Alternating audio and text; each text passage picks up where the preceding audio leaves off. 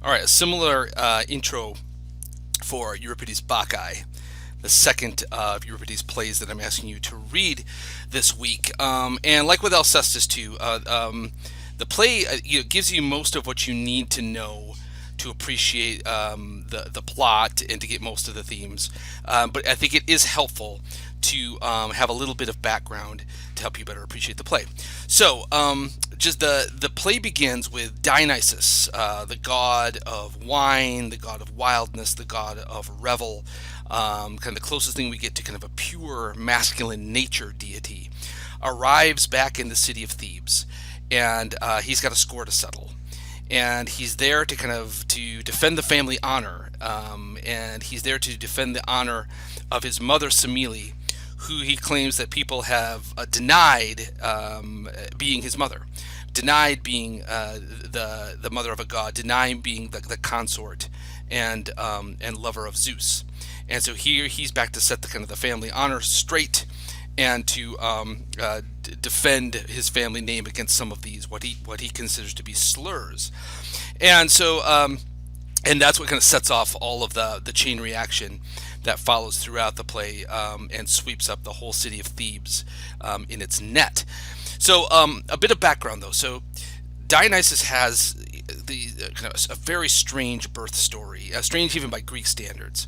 And so there's a number of versions of the story, but it usually goes something like this: that Zeus has an affair with Semele.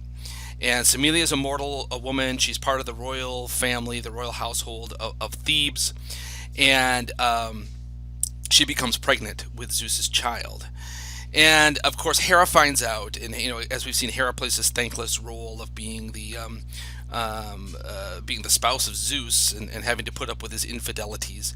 And she tries to, wield her power and get her revenge where she can. And so she can't, usually get back at Zeus personally. And so she'll often go after the object of Zeus's affections, and take Zeus down that way. And that's what she does here. So she goes to Semele, and she says to her, Zeus, because your mortal head comes to you in another form, and he's keeping things from you, and he doesn't want you to see him in his true glory as a god. But you're only going to know Zeus if you see him as he really is.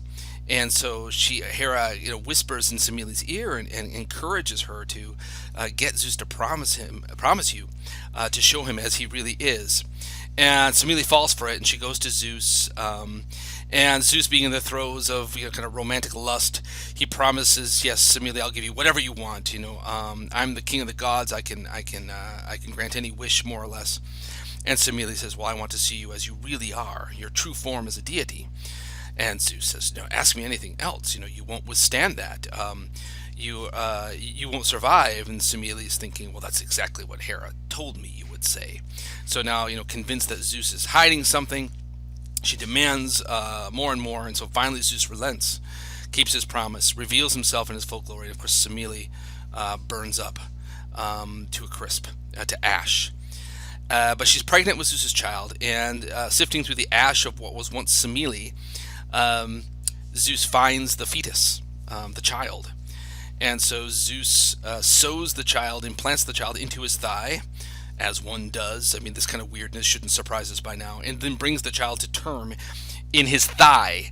And so Dionysus is eventually born from the thigh of Zeus. Now, as the play presents him, and this was also kind of part of a Greek tradition, there's a tradition that Dionysus doesn't grow up on Mount Olympus. He's actually raised and comes to his adulthood in the East, from the Greek perspective, what they called Asia, what we would call Turkey or Asia Minor. And that area of Asia Minor, across the Aegean Sea, for the Greeks was associated with wildness and barbarity and irrationality and high emotion. Many of the things that Dionysus himself represents. And so when Dionysus arrives at Thebes, he comes from the east, and he brings these wild bacchantes, these bacchae, these raving women with him that follow him as kind of his entourage, that go kind of, they go mad in his presence. And then he brings that madness to Thebes, and it becomes contagious as it spreads throughout the city, particularly amongst the women of the town. And that brings me to this next point is that we know that historically speaking, there was a mystery cult centered around Dionysus that may have looked something like as it's depicted in this play. That is, it was another one of these mystery cults that, by going through the secret rites, you would become kind of bound to a particular deity. You would solve that problem of death, of Book 11, the bleakness of the underworld, the Book 11 and the Odyssey. The Dionysian mysteries seem to have been predominantly popular with women. And there is evidence that indeed that for a particular moment in kind of the Greek era and then also in the Roman era, there were waves of popularity of this mystery cult, which indeed involved women getting together, going outside of the city, into the forest, up on the hillsides, up in the mountains, and having these nighttime rituals, these torchlit rituals where they would dance themselves, drink themselves, shout themselves into a frenzy. And then at the height of that frenzy, even descending upon a sacrificial animal, a calf or a goat, a live animal, and tearing it apart limb from limb, dismembering it, and then going so far as to eat the raw flesh and drink the still warm blood of the animal. And the idea seems to be by doing that, they're reenacting kind of the dismemberment of Semele. There are other elements of Dionysus' story too, where there are kind of dismemberments and destructions from which the child or the fetus survives. And it's thought that these mysteries are a reenactment of that. And so by eating the flesh and drinking the blood of the animal, which represents the god, the women are there for kind of ingesting the god into themselves and making it a part of themselves. So that's when this starts to happen in Thebes, and the king Pentheus, who is ultimately swept up and destroyed in this savage manner in this play.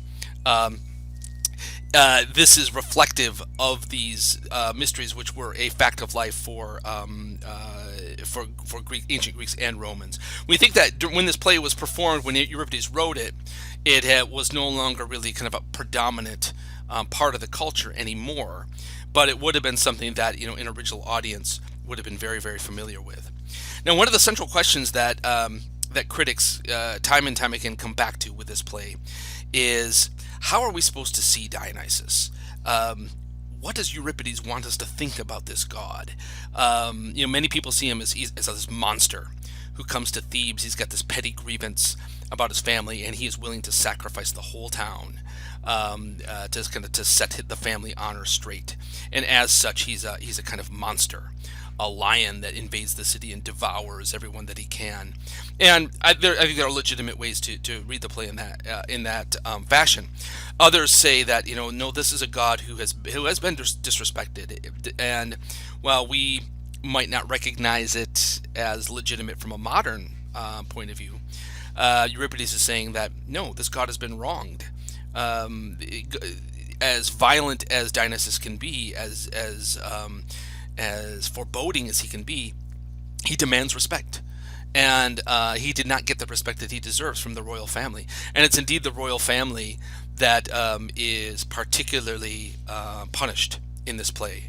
Pentheus, who's the king of Thebes, is swept up into this. His mother Agave is brought down. Pentheus's grandfather Cadmus and his wife Harmonia are also kind of sucked into this whirlwind.